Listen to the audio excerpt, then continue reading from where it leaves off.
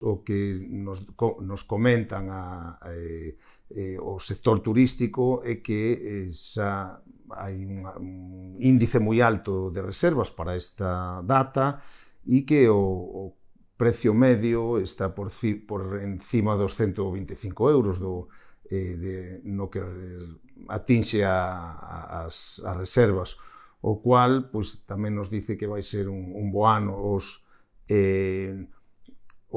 A rendibilidade dos hotéis está medrando un 7% desde o ano 2023 e tamén os ingresos están medrando.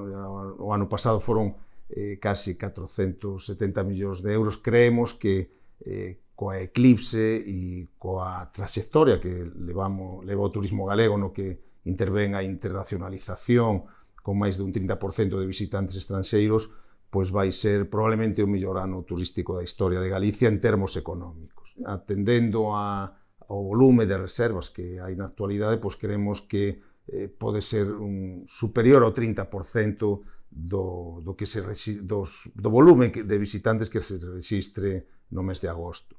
Creemos que, ademais, a eclipse vai ser o grande escaparate de Galicia.